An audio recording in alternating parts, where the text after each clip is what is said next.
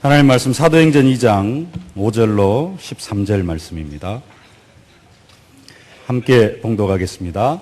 그때 경건한 유대인들이 천하 각국으로부터 와서 예루살렘에 머물러 있더니 이 소리가 나매 큰 무리가 모여 각각 자기의 방언으로 제자들이 말하는 것을 듣고 소동하여 다 놀라 신기하게 여겨 이르되, 보라, 이 말하는 사람들이 다 갈릴리 사람이 아니냐? 우리가 우리 각 사람이 난 곳 방언으로 듣게 되는 것이 어찌 됨이냐? 우리는 바데인과 메데인과 엘람인과 또 메소보다미아, 유대와 갑바도기와 본도와 아시아, 부르기아와 밤빌리아, 애국가 및 구레네에 가까운 리비아 여러 지방에 사는 사람들과 로마로부터 온 나그네 곧 유대인과 유대교에 들어온 사람들과 그레데인과 아라비아인들이라. 우리가 다 우리의 각 언어로 하나님의 큰 일을 말함을 듣는도다 하고 다 놀라며 당황하여 서로 이르되, 이 어찌 된 일이냐 하며, 또 어떤 이들은 조롱하여 이르되 그들이 새 술에 취하였다 하리라. 아멘. 우리를 선교사로 부르신 하나님이라는 제목입니다. 옆 사람하고 한번 인사하겠습니다. 하나님, 우리를 선교사로 부르셨습니다. 하나님은 나를 선교사로 부르셨습니다. 하나님은 당신을 선교사로 부르셨습니다.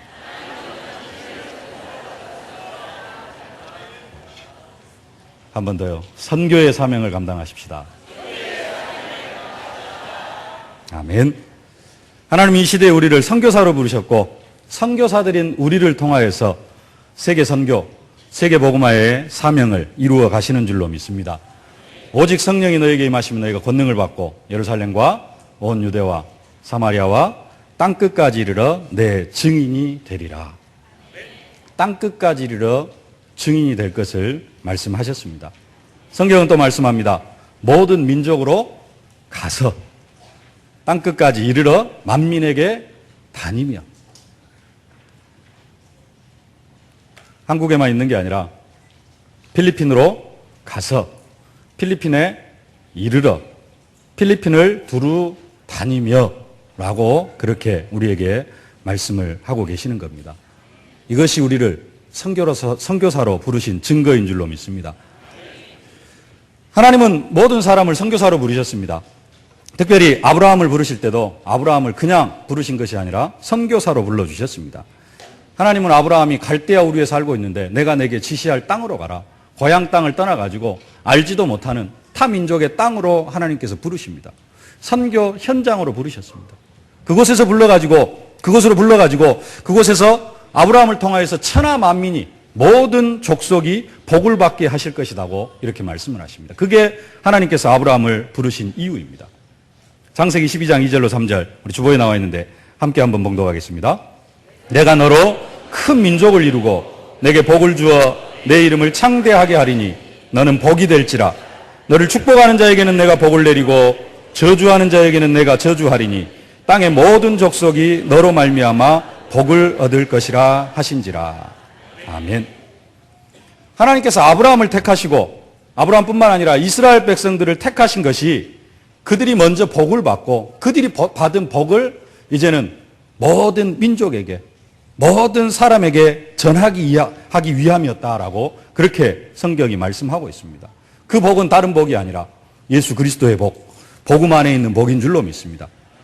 하나님은 아브라함이 이 사명을 감당해 나아갈 수 있도록 근원적이고 시대적 대표적이고 기념비적이고 불가항력적인 축복을 허락해 주셨습니다.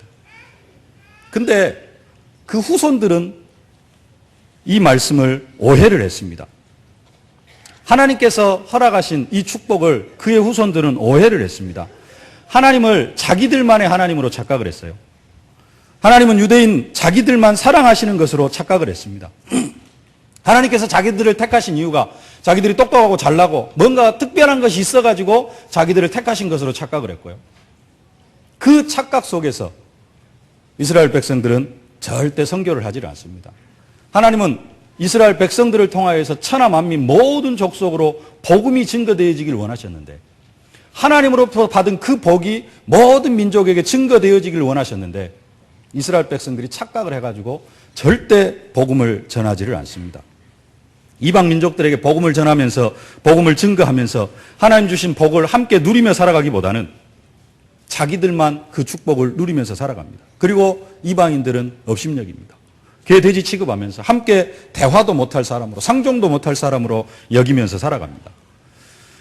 선교의 사명을 감당하지 않고 이방인들을 짐승 취급을 합니다. 그들에게 그 선교의 사명을 감당하지 못한 그 이스라엘 민족들에게 크게 7번의 재앙이 임했습니다. 그 재앙이 뭐냐? 애굽에서 400년 동안 종살이를 했습니다. 민족이 형성이 되어져 가는 그 시작부터 이스라엘 백성들은 애굽의 종살이로 400년을 보냈습니다. 그리고 가나안 땅에 들어왔습니다. 모세를 통해서 가나안 땅에 들어왔는데 사사시대가 시작이 되어집니다. 사사시대가 한 300년 동안 진행이 되어지는데 사사들이 일어나가지고 이스라엘 백성들을 그 이방인의 압제에서 그 본토, 가나안 땅 본토에 살고 있는 그 사람들의 지배에서 구원해가지고 태평성대를 누리는 횟수가 한 200년 정도 되어집니다. 그러나 짧게는 7년, 8년, 길게는 18년, 20년 이렇게 해가지고 전체 300년의 역사를 보면은 한 100년가량, 100년이 좀 못된 그 시간이 또 이방 민족들의 지배를 받습니다. 자유가 없이 살아갑니다. 우리가 잘 알고 있는 대로 바벨론에 70년 동안 포로 생활을 합니다. 사실 70년 바벨론 포로 생활이지 지난주에 봤습니다마는 그 전에 아수르가 쳐들어와가지고 북왕국 이스라엘을 완전히 멸망시키십니다. 완전히 멸망시켜버립니다.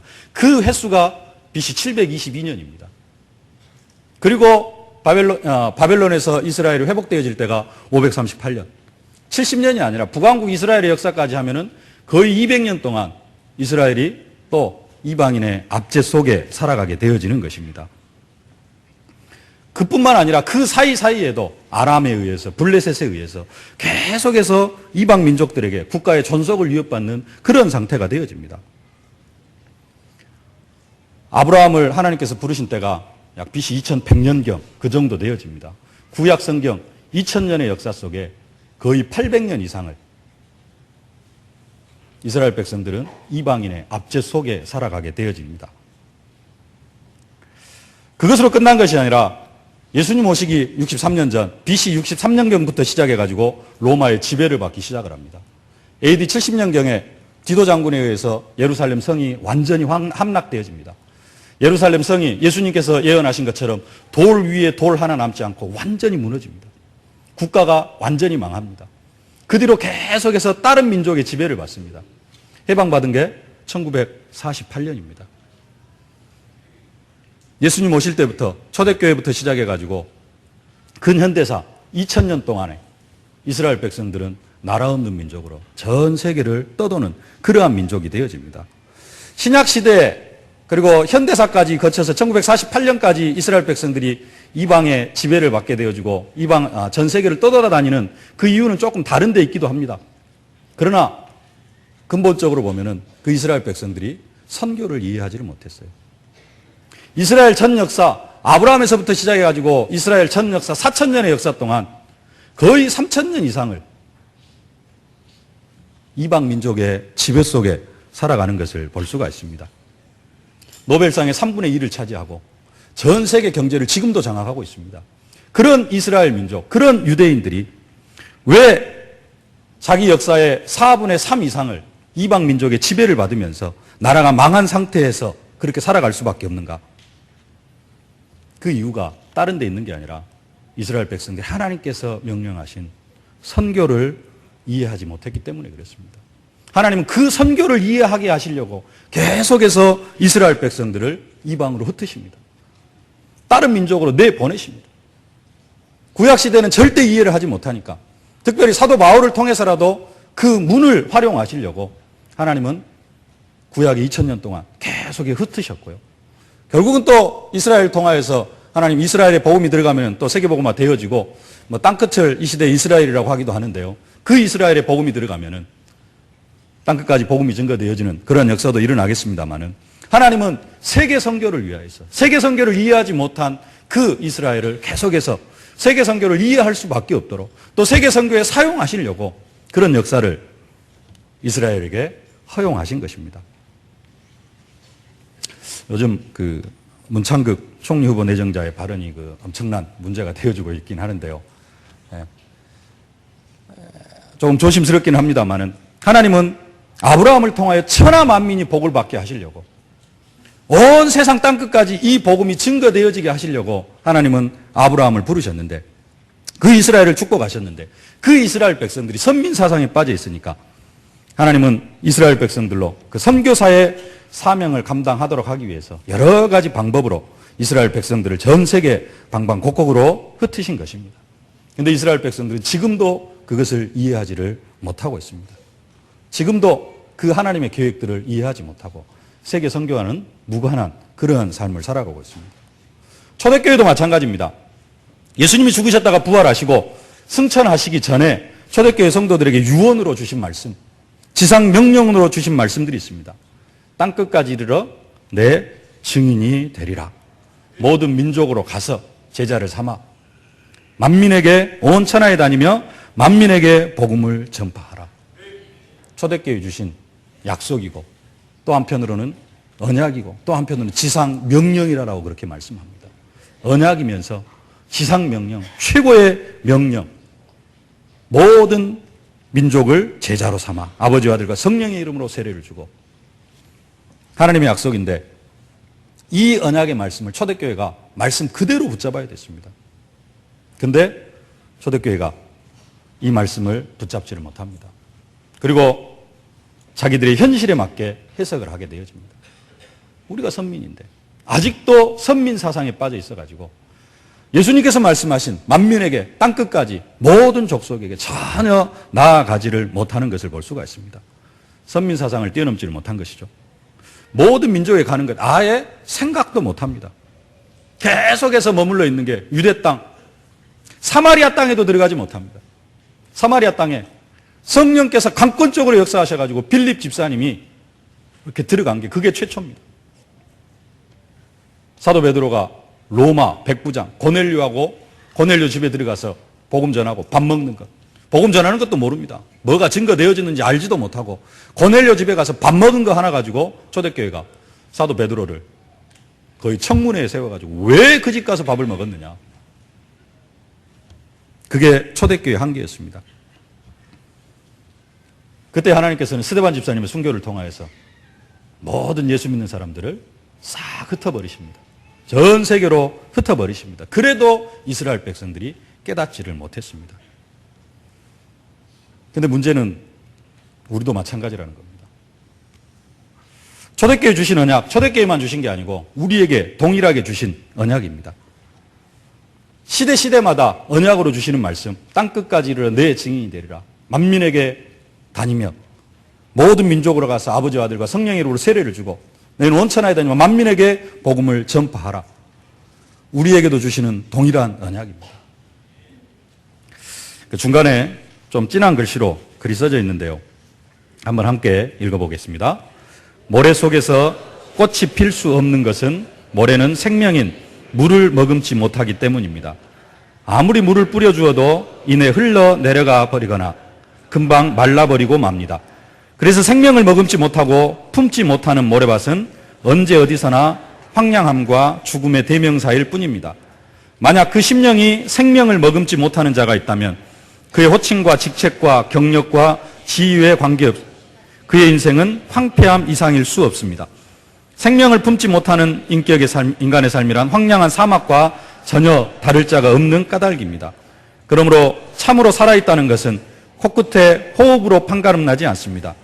그 심령이 참된 생명인 진리를, 영원한 진리이신 예수 그리스도를 품고 있는가 아닌가에 따라 결정되는 것입니다. 그 여부에 따라 인간의 삶이 제한된 시간과 공간 속에서 황량하게 소멸되어 버릴 수도 있고 반대로 시공을 초월하여 영원한 참 생명을 누릴 수도 있는 것입니다. 모래 속에서 꽃이 필 수 없는 이유, 다른 것이 아니라 생명의 근원되는 물을 머금을 수 없기 때문이다. 그 모래가 물을 머금으면 꽃이 필 수 있다라는 그런 이야기인데요. 그런데 아무것도 꽃 피울 수 없는 모래밭 같은 우리의 인생에 하나님의 은혜로 생명 되시는 예수 그리스도께서 함께 하시는 줄로 믿습니다. 아무것도 꽃피울 수 없는 모래밭 같은 우리의 인생에 하나님의 은혜로 생수의 강 되시는 성령께서 함께 하시는 줄로 믿습니다. 모래밭 같은 우리의 인생에 생명되는 예수님께서, 생수의 강 되시는 성령께서 우리와 함께 하시기 때문에 이제 우리의 인생은 어떤 인생이 되어졌느냐? 뭔가를 꽃피울 수 있는, 뭔가 열매를 맺을 수 있는 그런 인생이 되어진 줄로 믿습니다. 우리가 우리 안에 품고 있는 그 예수 그리스도는 생명의 근원입니다. 생명의 근원, 물과 같다라고 이야기할 수가 있습니다. 이제는 여기에 뭐가 떨어지면 됩니까? 씨앗이 떨어지면 됩니다. 씨앗이 떨어지면은 그 씨앗이 모래밭 같은 우리의 심령이지만은 우리 안에 생수가 되시는 성령께서 함께 하시기 때문에, 생명의 근원 되시는 예수 그리스도가 함께 하기 때문에 이제는 꽃을 피울 수가 있습니다. 근데 중요한 것은 무슨 말씀이 떨어지느냐 하는 것입니다. 어떤 씨앗이 떨어지느냐 하는 것입니다. 말씀의 씨앗이 떨어지기만 하면은 100배, 60배, 30배의 결실을 맺게 되어져 있는데 그 우리의 심령 속에 어떤 말씀이 떨어지느냐.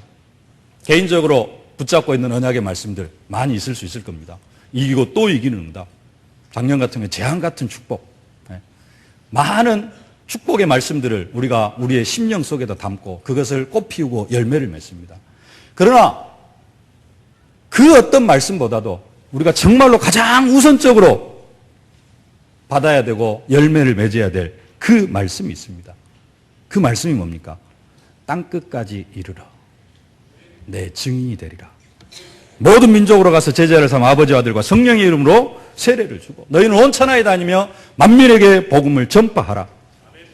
다른 말씀들도 우리가 열매를 맺어야 되겠습니다만은 가장 궁극적으로 열매를 맺어야 될 말씀이 바로 이 말씀들입니다. 왜냐? 하나님께서 이 일 때문에 세상 역사를 운행해 나아가고 계시기 때문에 그렇습니다. 근데 초대교회처럼 구약의 이스라엘 백성들처럼 사실은 우리도 이 말씀을 이해를 하지 못하고 우리도 이 말씀들을 우리의 현실에 맞게 붙잡고 있습니다. 우리가 이렇게 먹고 살기도 힘든데 어떻게 선교 현장을 나갈 수가 있느냐? 우리가 이렇게 바쁜데 어떻게 선교 현장을 갈 수가 있느냐? 우리가 이런 핑계를 댑니다. 이스라엘 백성들은 선민 사상 때문에 안 갔고 초대교회도 선민 사상 때문에 가지를 안 했습니다. 똑같이 우리도 바쁘고 돈이 없다는 핑계로 절대로 갈 생각을 하지도 못합니다. 포기하는 게 아니라 아예 생각조차도 못하고 있다라는 것입니다. 포기라는 것은 뭡니까? 뭔가를 좀 하고 해보려다가 힘들다 그러니까 포기를 합니다. 근데 포기가 아니라 아예 가려고 생각도 안 하고 이것을 나에게 주시는 약속의 말씀으로 붙잡지도 못합니다. 땅끝, 모든 민족, 만민 이것은 붙잡았는데 그 뒤에 있는 가서, 이르러, 다니며 이것은 나와 관계없는 이야기고 누구와 관계 있는 이야기예요? 선교사님들과 관계 있는 이야기고 목사님들하고나 관계 있는 이야기지 나하고는 전혀 관계없는 이야기다. 사도행전 1장 8절 말씀을 목사님들에게만 주신 말씀입니까? 우리 모든 언약 백성에게 주신 말씀인 줄로 믿습니다. 정말로 선교에 가슴이 담겨진다면 한번 기도를 시작해 보시길 바랍니다. 선교 현장을 한 번쯤 보려고 기도해 보실 수 있기를 바랍니다. 기도를 하면은 먼저 딱 닥치는 것은 나는 절대 선교 현장에 갈 수 없다라는 그러한 한계의 상황에 먼저 부닥치가 되어줄 줄로 믿습니다. 그때 어디 속으로 들어가야 되느냐? 지난주, 저지난주 말씀. 항상 기도, 24시 기도로 들어가게 되어져요. 포기해버리니까 항상 기도, 24시 기도가 안 되어집니다. 한계 만날 일들이 거의 없으니까 항상 기도, 24시 기도가 안 되어지는 겁니다. 진짜로 이것은 내 힘으로 할 수 없는 일이다. 그러나 해야 할 일이다. 라면은 하나님의 능력이 필요하고 하나님의 기적이 필요합니다. 그것을 정말로 요구하는 사람은 24시 기도, 항상 기도가 되어질 줄로 믿습니다. 히스기야가 자기 자신의 힘으로는 도저히 아무것도 할 수 없는 그런 상황이 되어지니까 편지를 가지고 벽을 보고 하나님 앞에 24시 기도 속으로 들어갑니다. 그때 하나님께서 기적적으로 역사합니다. 정말로 갈 수 없는 상황이라면은 그래도 하나님의 언약이기 때문에 내가 가야 되겠습니다. 이게 언약으로 붙잡힌 사람은 기도할 수밖에 없고 하나님은 그런 사람에게 기적의 역사를 허락해 주실 줄로 믿습니다. 선교 현장을 가지 못해도 교회 안에서 매달 이렇게 적은 금액이지만 10,000원이라도 선교 헌금을 드리시는 분이 있습니다. 좀 많게는 5만 원, 10만 원씩 선교 헌금에 동참하고 계신 분들이 있습니다. 성경은 분명히 말씀합니다. 가서 이르러 다니며. 보내는 선교도 있습니다. 내가 도저히 못 갈 것 같을 때 진짜 기도해도 안 될 때 보내는 선교도 있습니다. 근데 진짜 가봐야 됩니다. 가서 보고 정말로 그 현장을 보고 보내야 될 줄로 믿습니다. 또 보내놨으면은 선교사를 파송하고 선교사를 돕고 있으면 그 선교사가 어떤 현장 속에서 어떻게 사역을 하고 있는지 우리가 한 번쯤은 봐야 됩니다. 보면은 기도가 달라집니다. 제가 이 이야기를 하면 재정부에서 또 교회에서 어떻게 생각할지는 모르겠습니다만은 한 달에 10만 원씩 이렇게 교회에 선교 헌금하고 계신 분들 계시면은요. 선교 헌금하지 마시고 그것을 차곡차곡 모아가지고 한 100만 원에서 150만 원 정도 모이면은 그 돈 가지고 선교 현장을 한번 다녀오시기를 제가 부탁을 드립니다. 오해는 하지 마십시오. 그 정도로 현장을 한번, 선교 현장을 한번 보는 것이 중요하다는 겁니다. 그렇게 한번 갔다 오면 아마 세상적인 이야기로 선교 헌금도 더 많이 드리게 되어질 겁니다. 제가 세부 선교 복지 후원회라는 그 선교 후원회에 가입이 되어져 있습니다. 원래 제가 월 5만 원씩 그쪽으로 후원을 했는데 갑자기 이번 달에 통장을 보니까 10만 원이 이렇게 빠져나갔어요. 총무가 중간에서 이렇게 이상한 짓을 한 것 같은데.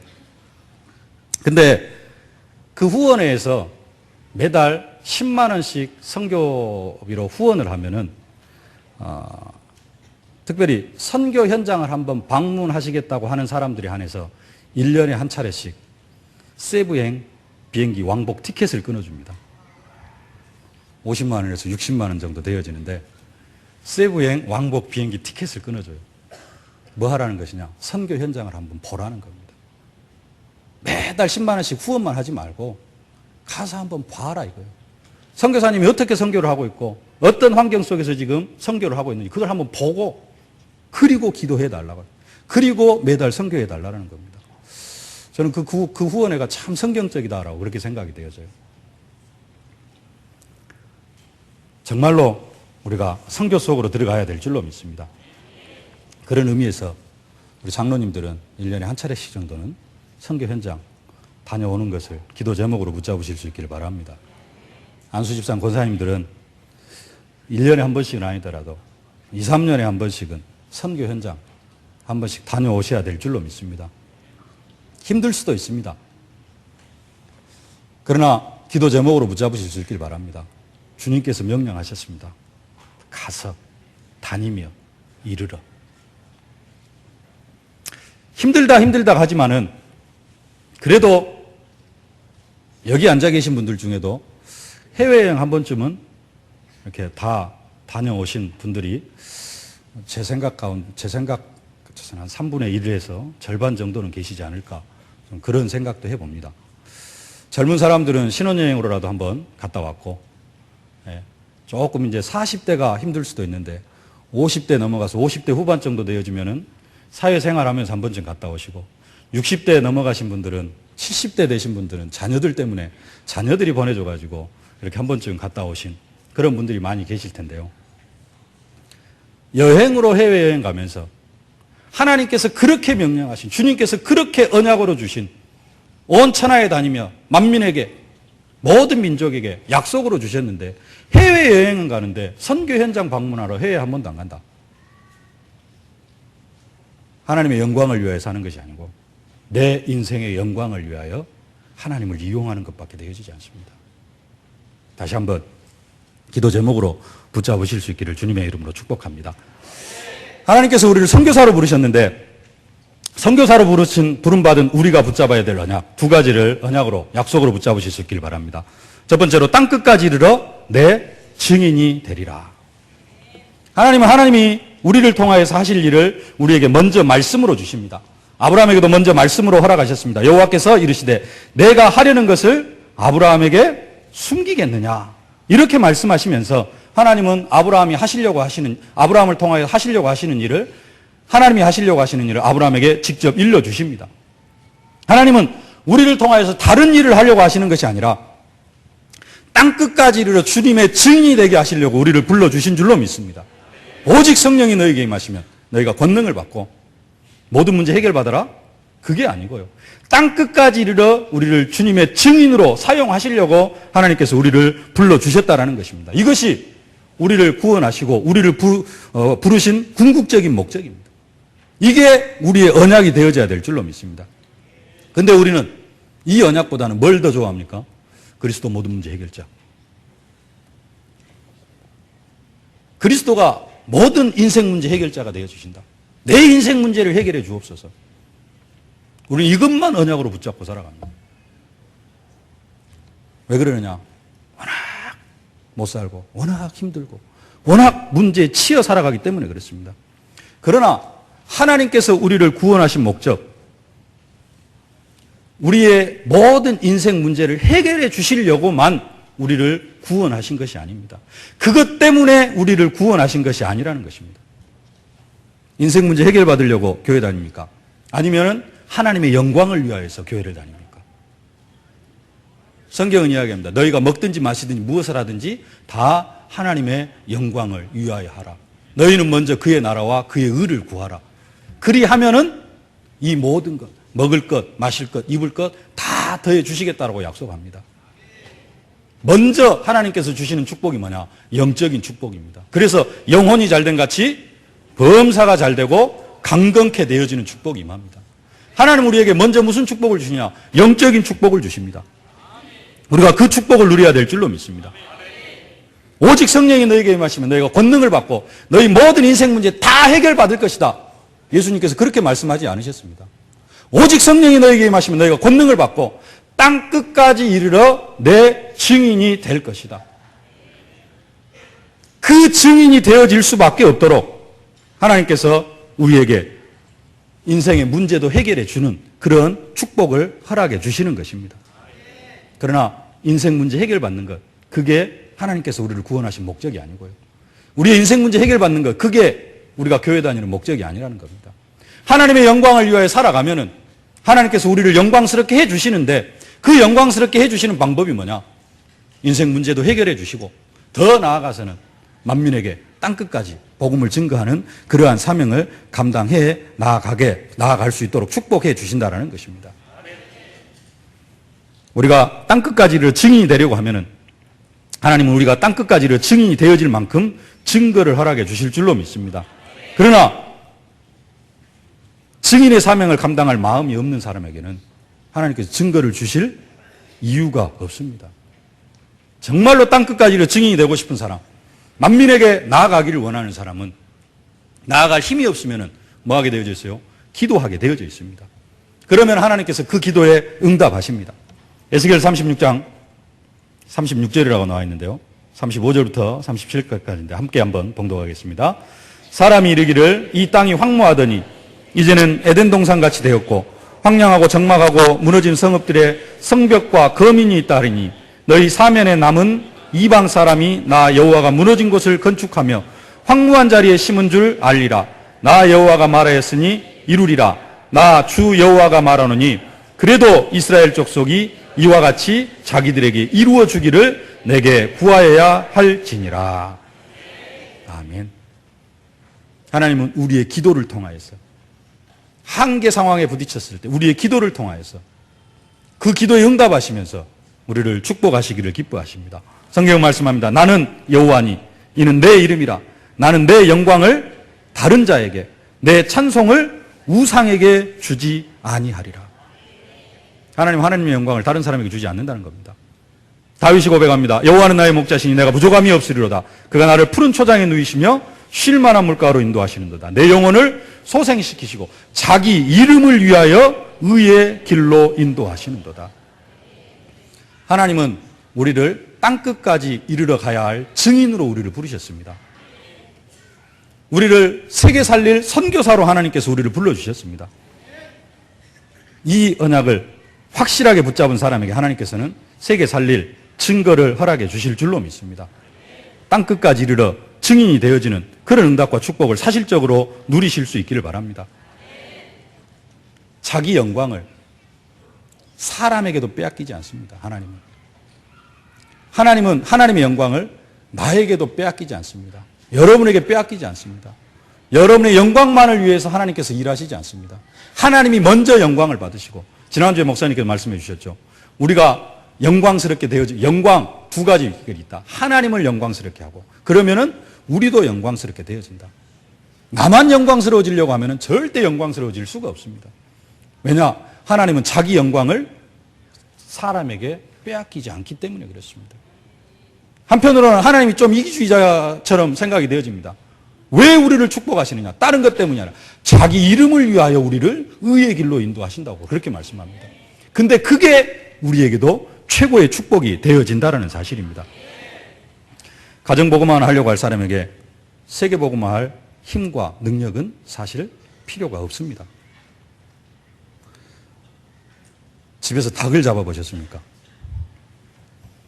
저희는 시골에서 봄이 되면은 뿅아리를 한 50마리에서 많게는 한 100마리를 갖다가 닭장에다 딱 넣어놓습니다. 그리고 한 2달 정도, 1달 반 정도 지나면 그때부터 잡아먹기를 시작을 합니다. 지금은 이제 많이 안 키우는데 옛날에는 그랬어요. 사이 오면 한 마리 잡아먹고, 또 심심하면 한 마리 잡아먹고, 또 더운 여름철에 더우면 한 마리 잡아먹고, 옛날에 제사를 맞이니까 제삿날 또 꼭꼭 한 마리씩 잡아먹고, 닭을 그렇게 잡아먹는데요. 닭장에 넣어놨다가 아침이 되면은 마당으로 싹 풉니다. 그러면 이제 대밭으로 막 돌아다녀요. 근데 닭 잡는 시간이 보통 한 점심때쯤 되거든요. 그 닭을 잡으려고 하면은 온 집을, 그 넓은 집을 돌아다니면서 일단 닭을 닭장으로 싹 몰아 넣어야 돼요. 그래가지고 닭장에서도 잡으려고 하면은 이게 쉽게 잡혀지지가 않습니다. 좀 몇 분 이렇게 고생을 해야 돼요. 그래서 닭을 잡습니다. 한 10년 전부터 저희 집에 교수대가 하나 만들어졌어요. 제가 어렸을 때는 닭 모가지를 삐틀어가지고 이렇게 발로 밟고 있었는데 요즘은 이제 교수대에다 딱 달아놓으면 한 10분 지나면 죽습니다. 그 닭을 이렇게 잡을 때에는 많은 힘이 필요하지가 않습니다. 근데 전쟁을 하려고 하면은 총탄이 날아다니는 그 전쟁터에를 가면은 철모도 필요하고요. 총도 필요하고, 좀 뭐 요즘 군인들에게는 지급이 안 되어집니다만 있으면은 뭐 방탄복도 필요하고. 예. 닭 잡을 때 철모 쓰고 총 들고 닭 잡을 필요가 없습니다. 무슨 이야기냐? 세계 선교를 하려고 하면 하나님께서 그만큼 축복하신다라는 겁니다. 우리가 받은 응답, 우리가 받은 축복 어마어마한 겁니다. 근데 그 어마어마한 축복을 뭐 하는데요? 내 인생 문제 막 해결하는데 거기에다가 다 집중하고 있어요. 하나님은 지금 전 세계를 품고 나아가기를 원하고 계시는데 모든 그리스도의 능력, 그 어마어마한 능력, 세상을 정복할 수 있는 그 능력을 어디에다가 내 그 돈 조그만 문제, 내 인간관계 그것도 해결받아야 되겠습니다만은 세계 선교 저쪽으로 다 제껴놓고 그 조그마한 문제. 하나님은 우리를 땅끝까지 이르러 가야 될 증인으로 불러주신 줄로 믿습니다. 그 축복을 누리실 수 있기를 주님의 이름으로 축복합니다. 두 번째로 붙잡아야 될 언약, 15개국 선교의 문을 여신 성령님입니다. 오직 성령이 너에게 임하시면 너희가 권능을 받고 예루살렘과 온 유대와 사마리아와 땅끝까지 이르러 내 증인이 되리라. 이렇게 예수님께서 약속하셨는데 그 초대교회 강한 바람처럼 불의 혀처럼 임한 성령님이 하신 가장 먼저 하신 일이 뭐냐? 15개국 선교의 문을 여신 사실이라는 겁니다. 이것이 성령님이 가장 중요한 사역이라는 것이죠. 사도행전 오늘 본문 6절로 8절 함께 봉독하겠습니다. 이 소리가 나매 큰 무리가 모여 각각 자기의 방언으로 제자들이 말하는 것을 듣고 소동하여 다 놀라 신기하게 여겨 이르되 보라 이 말하는 사람들이 다 갈릴리 사람이 아니냐 우리 각 사람이 난곳 방언으로 듣게 되는 것이 어찌 됨이냐. 11절 12절 함께 봉독하겠습니다. 그레데인과 아라비아인들이라 우리가 다 우리의 각 언어로 하나님의 큰 일을 말함을 듣는도다 하고 다 놀라며 당황하여 서로 이르되 이 어찌된 일이냐 하며.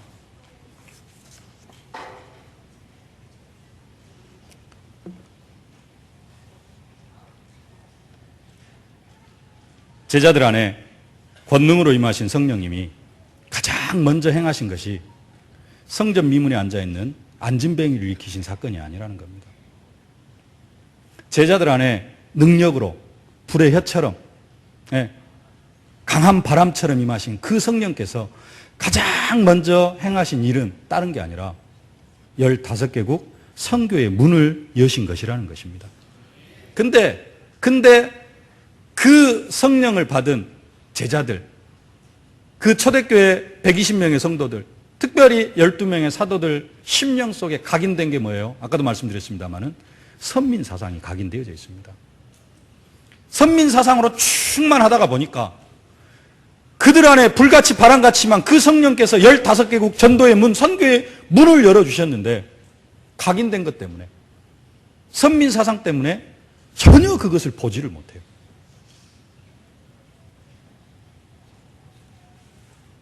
그래가지고 그 15개국 선교의 문을 초대교회는 다 놓쳐버립니다. 선교를 하나도 하지를 못하게 되어지는 겁니다. 성령님은 이렇게 15개국 선교의 문을 열어놓으시고 그 다음에 하시는 일이 뭐냐? 그 선교를 할 수 있도록 증거를 주십니다. 그 증거가 성전 미문에 앉아있는 안진뱅이를 이렇게 세우는 것이죠. 그리고 죽은 자도 살리고 병든 자들이 치유받게 하는, 뭐하게 하시려고 이런 응답들을 주십니까?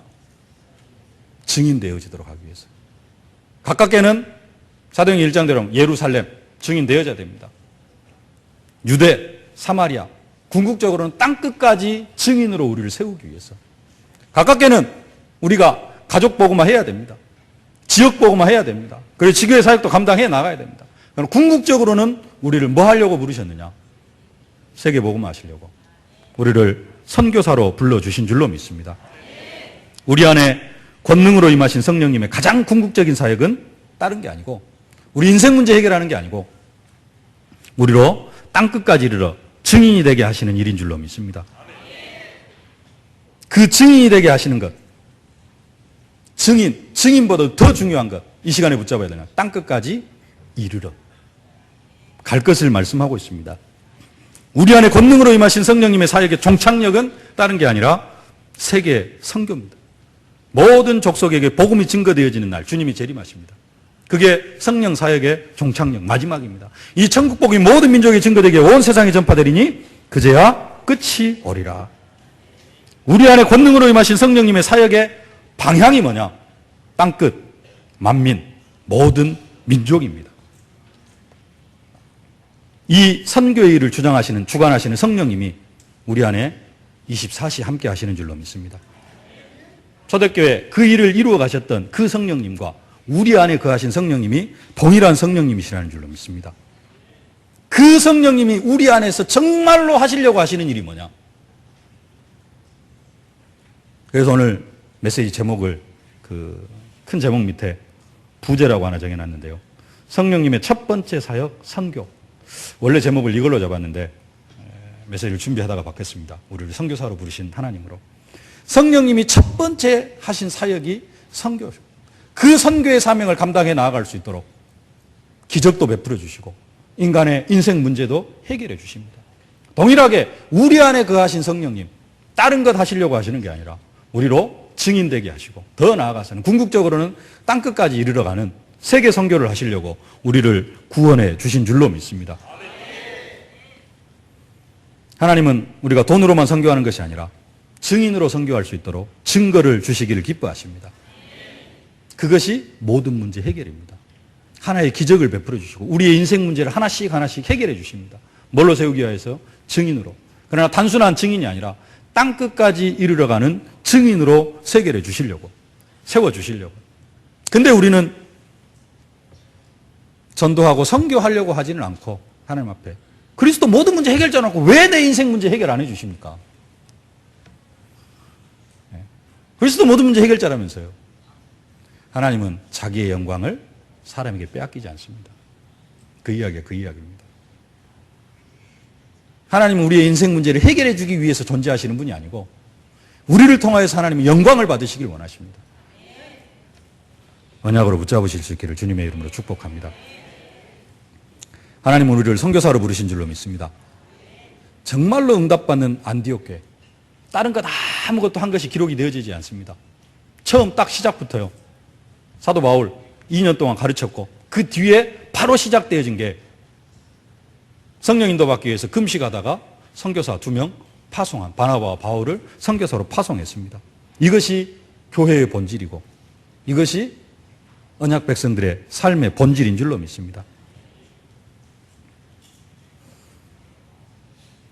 안디옥 교회가 더 부자일까요? 우리가 더 부자일까요?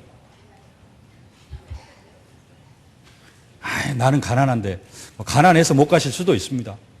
교회적으로 보면은 우리가 더 부자일 수 있습니다. 부자입니다. 안디옥 교회는 피난민들이 세운 교회입니다. 힘 전혀 없어요. 근데도 2년 만에 선교사 파송합니다. 못 간다, 안 된다, 힘들다, 어렵다, 먹고 살기도 바쁘다. 그래서 기적이 필요합니다.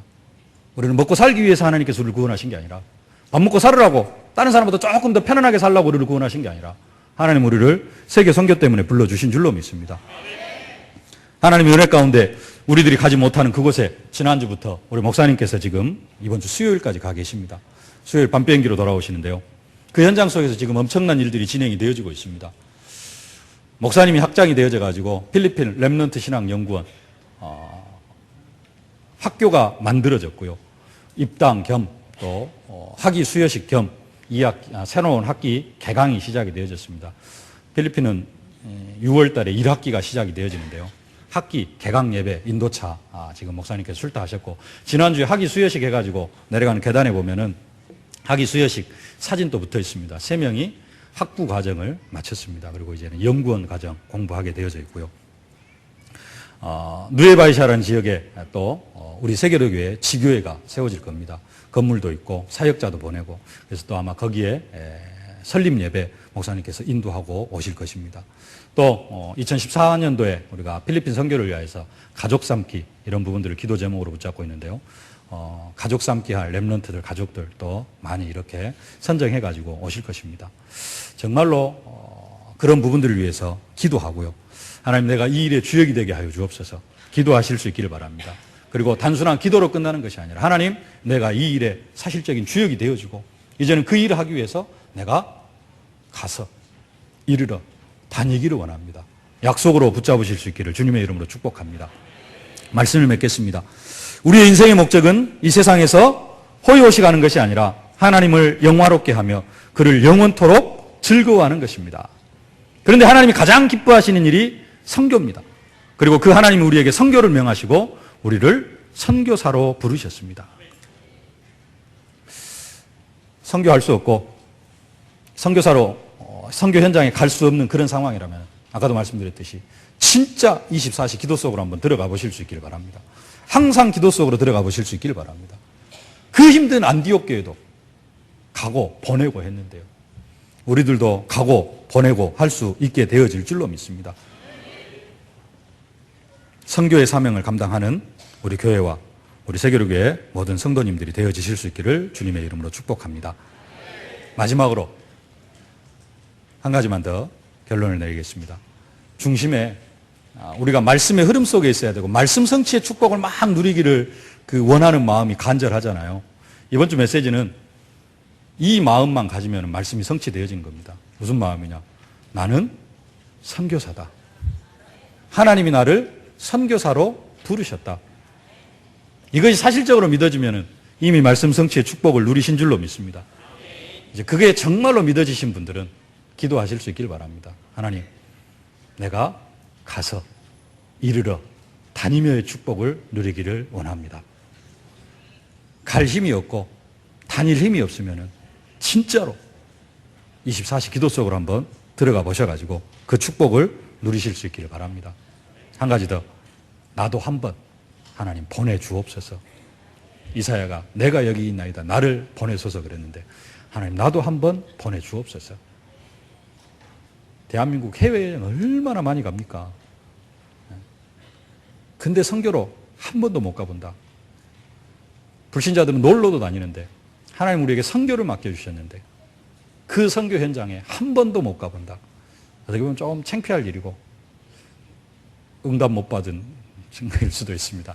조금 갱신하는 마음으로 저는 또 그런 생각이 듭니다. 우리 권사님들이, 할머니 권사님들이 또 팀을 이루어 가장 먼저 한 부대 가지 않을까 이런 생각도 되어지는데 기도하시다가 최고의 응답과 축복을 누리실 수 있기를 주님의 이름으로 축복합니다. 살아계신 아버지 하나님, 은혜와 사랑을 진심으로 감사를 드립니다. 우리를 처음부터 선교사로 불러주심을 진심으로 감사를 드립니다.